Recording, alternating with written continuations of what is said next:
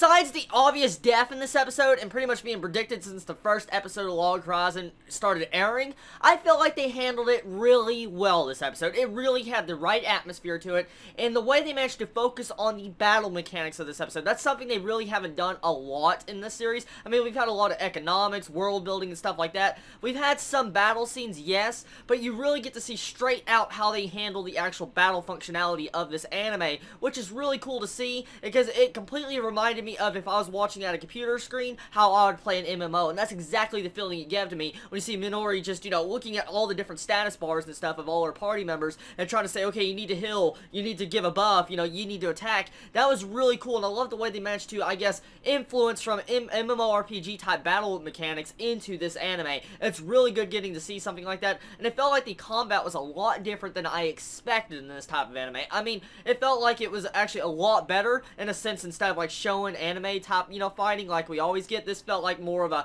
tactics type fighting that is really enjoyable to watch, especially when we get to see Nyata actually announce saying that Minori can see 10 seconds ahead, and Shiroe can actually see 30 freaking seconds ahead of what's going on in the battle, which was insane. I was like, oh my lord, so he can really predict the outcome of battles that freaking quickly and what's going down? That is shocking, and it goes to show you how Shiroe's character really was back in the days before he got sucked into the game world of Elder Tale Online. So, I love the entire background character development they've had with Shiroe, and also trying to integrate more tactics into the fighting, which is enjoyable. Now, the overall atmosphere of this episode, especially with the rain effects and the music, they nailed it. They really nailed the music type feeling in this episode. I mean, it had the right amount of, I guess, action-based music for the different situations going on, especially with the fighting scenes. There were some really well-placed choices of music in this episode. Some new songs at that we really haven't heard in this series, so I'm glad with that. They're bringing new music to the table, along with actually using battle BGM music that you would hear in like an RPG game, along with these fighting scenes of thinking what's going to happen next. Now, there was some instances with CGI in this episode, especially with, I guess, those freaking Murlocs or whatever. I don't know their exact names, but those Murlocs had some CGI in certain aspects in different places in the episode, which is fine. The CGI actually looked a lot better than the previous CGI we saw a couple episodes back when they first invaded, so I'll give them props that they've improved their CGI a little bit.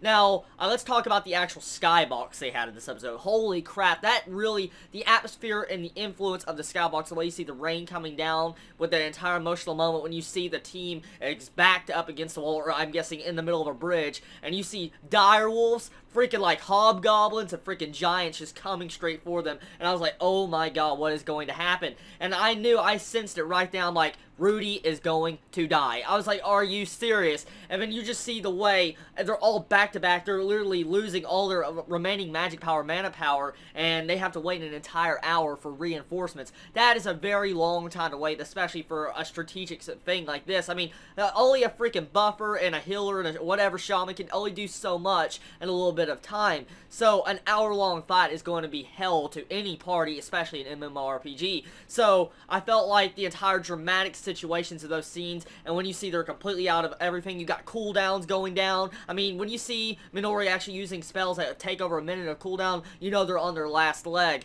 And then you pretty much see that they are backed up against the wall. Direwolf's charging in, and Rudy takes it upon himself like a freaking hero, grabs the direwolf with no freaking weapon and tries to hold the direwolf to aggro onto him, and the direwolf runs away, which is a really good scene, and I instantly knew Rudy was probably gonna die there, so it kind of ruined the, I guess, the very shock factor of his death, but it still managed to capture me in a way that was freaking sad, and they finally revealed that he was a people of the land, and somehow Shiroe might save him next episode. Let me get into that matter. So this is going to be a little bit of a spoiler if you have not actually watched the preview of next episode, because it was right at the end of after the credits. So spoiler right here.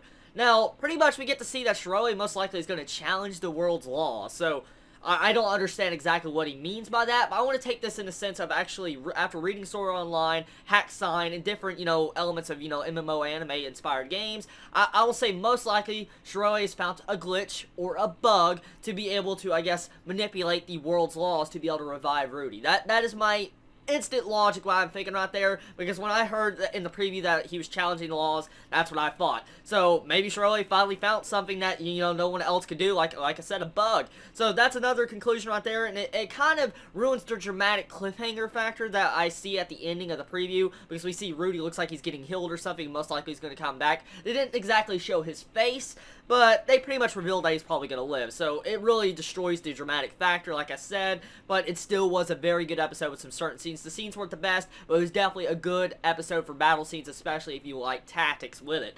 So, all in all, good episode. One of the best battle episodes we've ever had in this series so far, and I think this is one of the best ones that really focused on clear out action. And you gotta love how freaking Krusty at the beginning of this episode was just a fucking tank. I mean, literally, did anyone else not get the vibes of like he was a freaking tank like an MMO when you see him charging an army by himself, running on giants, and he's having a freaking smile on his face? That was a awesome scene. I thought he was literally, the first song that says, he's like the freaking tank of the entire army. Just get a bunch of healers to heal him, and you don't have to worry. He will tank everybody, which is freaking cool. And so, this is going to end my anime review on Log Horizon this week. Tell me what you think about this episode. What do you think is going to go down? What do you think is happening on the long run, the behind the scenes with Shiroe? Do you think he's actually going to be able to save Rudy? Do you believe in my theory about, I'm guessing, a glitch or bug that Shiroe's found to be able to save Rudy? Let me know in the comments below. You all wonderful day or not, wherever you live. Please stay safe. Chibi out.